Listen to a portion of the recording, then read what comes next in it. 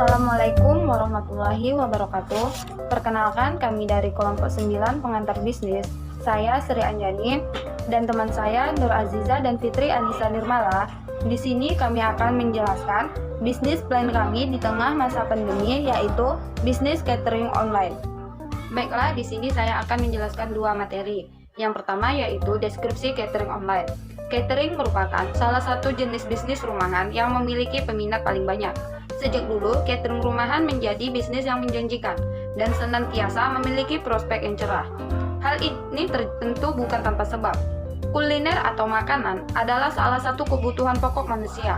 Artinya, makanan atau kuliner akan selalu dicari oleh orang-orang. Inilah salah satu latar belakang banyaknya orang yang mencoba memanfaatkan peluang usaha catering rumahan. Bisnis catering online terhitung memiliki prospek yang bagus dan cerah. Bisnis makanan secara online juga dianggap sangat menjanjikan, sehingga banyak orang yang tertarik untuk terjun berkecimpung di dalamnya. Kemajuan teknologi yang berkembang pesat turut dimanfaatkan oleh para pebisnis catering rumahan. Bisnis catering rumahan yang bisa dijalankan secara online akan mampu menarik lebih banyak pelanggan. Nah, selanjutnya yaitu kelebihan dan kekurangan dari usaha catering. Yang pertama yaitu kelebihan usaha catering. Ada aneka macam keuntungan atau kelebihan yang akan kita dapat kalau kita membuka perjuangan catering. Salah satunya yakni modal yang kecil. Supaya kita lebih yakin dan jelas, berikut ini ada 5 kelebihan perjuangan catering rumahan. Yang pertama yaitu bisnis kuliner dengan memasak. Usaha catering yaitu perjuangan yang masuk ke dalam perjuangan kuliner. Seperti yang kita ketahui sendiri, kalau perjuangan masakan yaitu salah satu bisnis yang tidak ada matinya. Selama insan masih membutuhkan makan, perjuangan catering rumahan masih akan terus berjalan.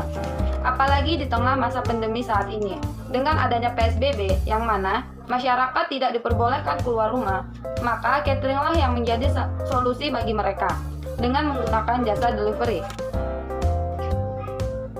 Yang kedua yaitu bisnis dapat dilakukan di rumah. Usaha catering tidak perlu membutuhkan daerah yang sangat luas. Kita sanggup memulai perjuangan catering di rumah saja.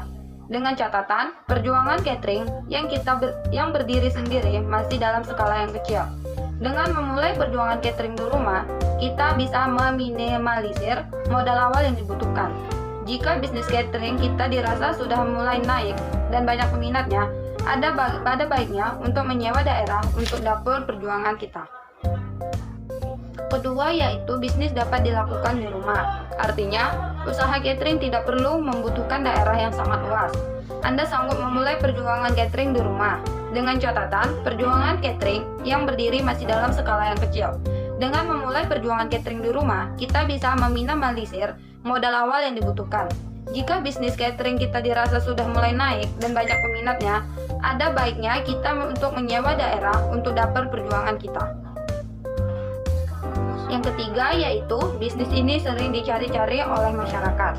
Kelebihan perjuangan catering yang ketiga yakni bisnis ini sering dicari-cari oleh masyarakat.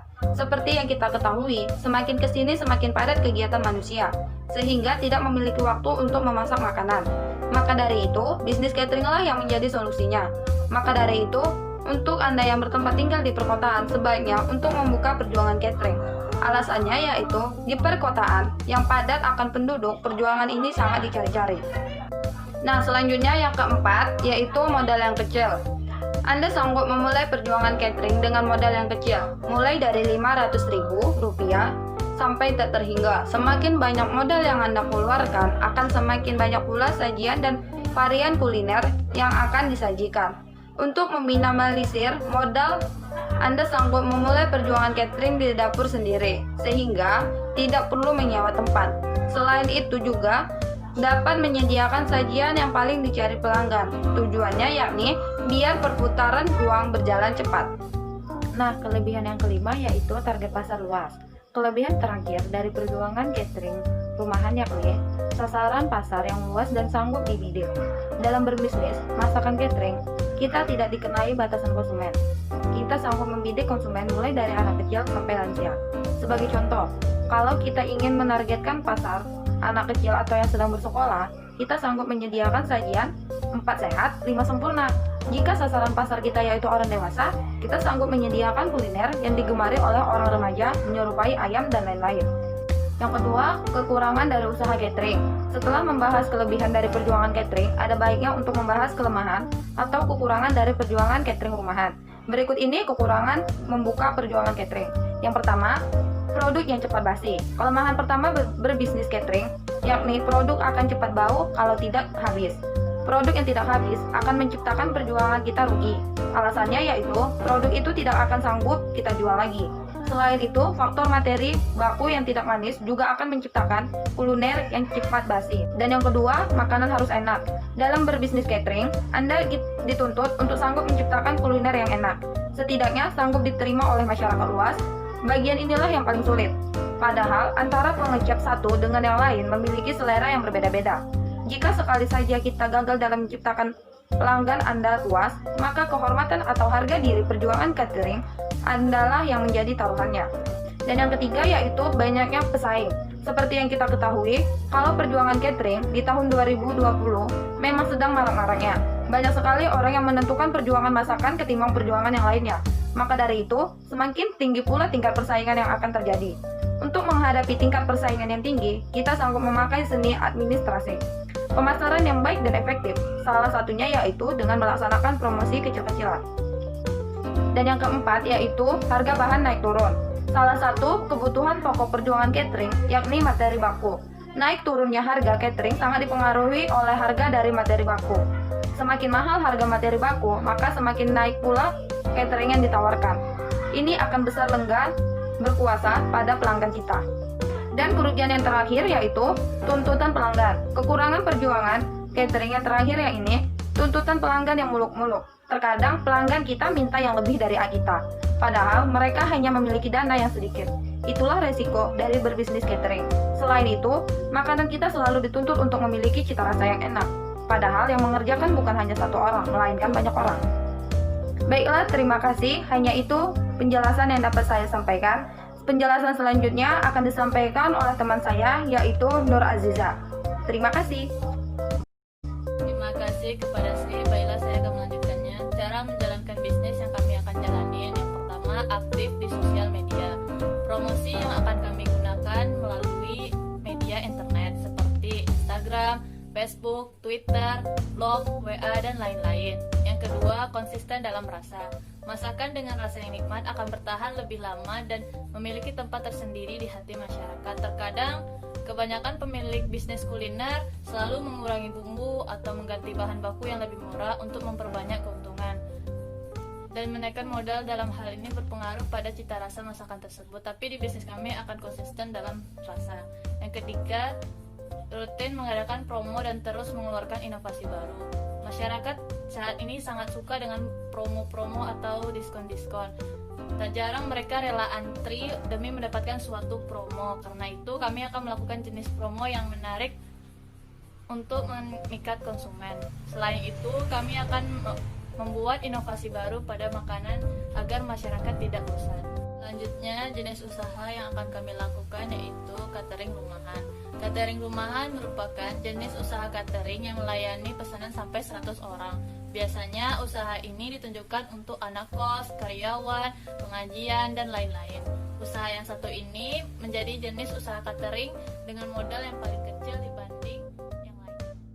Selanjutnya, pelayanan yang akan kami lakukan yang pertama desain produk. Desain produk yang diusahakan ialah kami akan membuatnya semenarik mungkin agar pelanggan tidak bosan dengan tampilan menu itu-itu aja. Yang kedua, pengiriman makanan. Kami akan mengantar makanan tepat waktu dan sesuai dengan permintaan konsumen. Selanjutnya akan dijelaskan oleh Fitri. Kepada Fitri, kami persilahkan. Baiklah, saya akan melanjutkan materi kelompok kami berikutnya mengenai target pasar bisnis catering online. Pertama, anak sekolah atau kuliah. Di saat pandemi ini, bisnis catering kami sangat bermanfaat bagi semua orang, khususnya anak sekolah atau kuliah. Ketika pandemi, ada beberapa mahasiswa yang memilih untuk ngekos karena alasan jaringan di tempat tinggalnya. Jadi, bisnis catering rumahan kami adalah jalan alternatif bagi mereka, sehingga mereka dapat memesan makanan melalui bisnis catering rumahan kami. Yang ketiga, event organizer. Event organizer ini merupakan target pasar bisnis catering rumahan yang bisa dibilang sangat tepat. Karena jika ada seseorang yang melakukan pemesanan terhadap event organizer tersebut, kami juga mendapatkan keuntungan jika kami bekerja sama dengan mereka. Yang keempat, komunitas. Kita ketahui bersama bahwa di saat pandemi ini kita tidak diperbolehkan untuk berkumpul atau berkerumun. Apalagi sebuah komunitas yang pada umumnya memiliki banyak anggota. Namun, ada hal yang tidak bisa diubah seperti ulang tahun komunitas tersebut, tetapi ketepatan di masa pandemi. Jadi, soal makanan, mereka bisa dengan mudah memesan makanan melalui bisnis catering rumahan kami. Yang kelima, acara khusus, misalnya acara pernikahan, khitanan, wirid, dan sebagainya. Seperti kita ketahui bahwa di saat pandemi ini kita dilarang untuk berkerumun, sedangkan di dalam acara tersebut kita memerlukan untuk rewang untuk memasak makanan. Bisnis catering rumahan kami sangat membantu bagi mereka pada acara tersebut dalam menyajikan makanan. Cara memasarkan catering rumahan secara online. Yang pertama, melalui Instagram. Di dalam Instagram memiliki beberapa fitur seperti yang pertama, feed Instagram, yang kedua, iklan Instagram, yang ketiga, Instastory. Yang kedua, melalui Facebook marketing. Facebook sangat efektif dalam memasarkan catering rumahan secara online. Apalagi di dalam Facebook memiliki fitur fanpage. Yang ketiga, melalui Twitter. Cara pemasaran melalui Twitter cenderung unik, meskipun kanal ini jarang digunakan oleh para brand catering. Cara sederhana memasarkan catering. Yang pertama, jadikan konsumen sebagai marketing. Bagaimana caranya? Dengan cara dari mulut ke mulut. Jika konsumen suka dengan masakan catering kami, maka dia akan berbicara dengan teman, saudara, atau keluarganya. Yang kedua, rajin menawarkan pada komunitas. Caranya, kita langsung ikut pada komunitas tersebut dan menawarkan makanan catering rumahan kami. Yang ketiga, manfaatkan media online untuk promosi. Caranya sudah saya jelaskan pada sebelumnya. Yang keempat, jalin kerjasama dengan event organizer. Cara ini juga sudah saya jelaskan pada sebelumnya. Yang kelima, buat label brand. Label brand itu membuat nama usaha catering kami. Jadi, orang lain bisa membedakan catering kami dan catering orang lain. Inilah contoh bisnis catering kami. Baiklah, demikian presentasi dari kelompok kami.